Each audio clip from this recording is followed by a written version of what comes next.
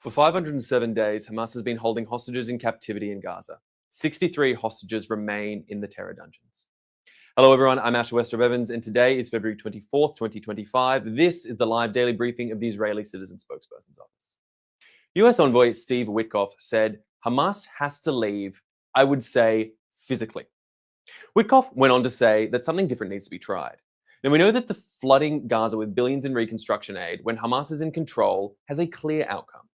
It brings hundreds of new terror tunnels, thousands of rockets, and more Hamas forever war. The US understands what Israel understands. Hamas cannot again be Israel's neighbor. Hamas parades coffins. Hamas ransom hostages for mass murderers. And Hamas murders babies with their bare hands. And Hamas repeatedly vows to do it all again, to do October 7th again and again. Now, for the future of all Israelis and of Gaza, frankly, Hamas cannot physically be here anymore. Now, here's where things stand right now with the hostage ransom deal. Hamas says it won't release more hostages unless Israel frees 600 terrorists. Something Israel won't do while Hamas holds dead hostage parades, forcing hostages to kiss their captives, or has horrifying body mix-ups, as was the case with Shiri Bibas. Now, at the same time, Israel is trying to extend the deal's phase 1 past the 42 days already planned to maximize living hostages returned now. Officials said an extension might see the release of 4 male hostages, all fathers, and other critically wounded hostages, in exchange for keeping a ceasefire during the next week's start of Ramadan. Now, my main takeaway is that we cannot trust Hamas to be anything but cruel, but hopefully they can be forced to let some of these hostages leave after over 500 days in captivity. Now, however, it is not all bad news. There is some light in some parts of the horizon. Turning to the north of Israel, and the Hezbollah terrorist army in Lebanon is under enormous pressure, should I say. Its military has been severely degraded. Its finances are strained. Its reputation has taken a hit. And many of Hezbollah's constituents in southern Lebanon are asking, why did Hezbollah go to war for Hamas? It brought nothing but ruin. Hezbollah does not have enough cash to compensate its constituents, to repair damaged properties, and to treat its many wounded fighters, including thousands who were injured when their pages exploded in their hands. Now is the time to increase pressure on Hezbollah and the Iranian regime that supports it. Now is the time for the people of Lebanon to disarm Hezbollah, willingly or otherwise, and to sign a peace agreement with Israel in order to build a better future for both peoples.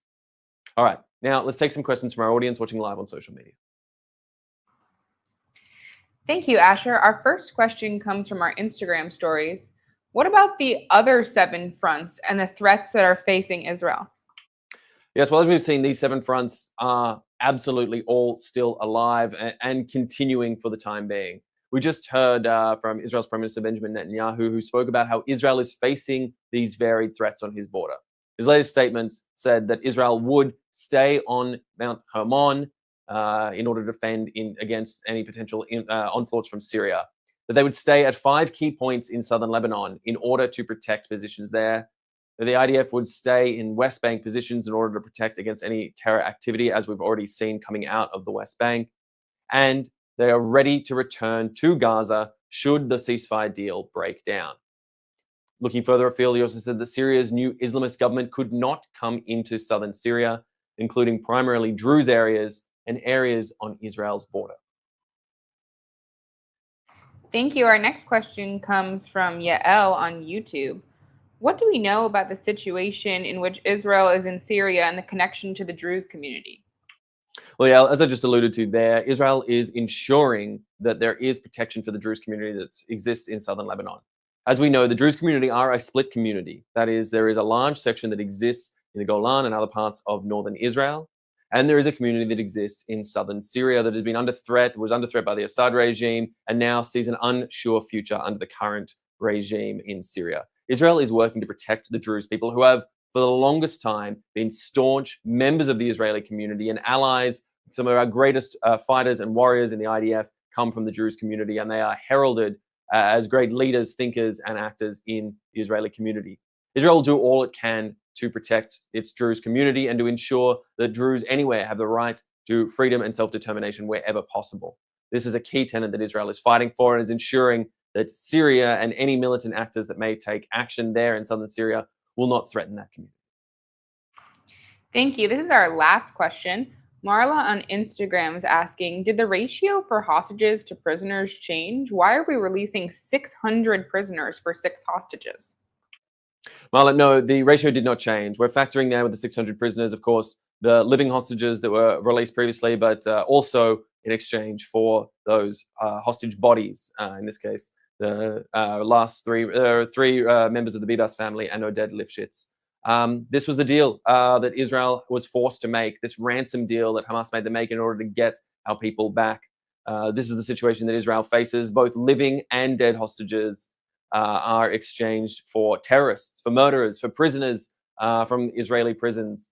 This seems like an unbelievably unfair deal, and I think everyone around the world can see this. But unfortunately, as we've said in the past, Israel is a country that values life, that values the integrity of life, and values its people, again, whether living or ultimately whether dead and being returned as hostages. Whereas Hamas is a death cult who want to get their murderers back in order so that they may continue to enact acts of terror and stay in power for days, months, and in their eyes, years ahead. This is something that Israel cannot allow to continue. But unfortunately, in the realities of this situation, we have to participate in this sick fast for the time being until we can get past these sort of deals and deal with Hamas for good. Well, I want to thank you. That is all we have time for today. So thank you so much for tuning in. We'll be back tomorrow at 3 p.m. Israel time. That's 8 a.m. on the East Coast. I'm Asher Westrop Evans. Thanks for watching.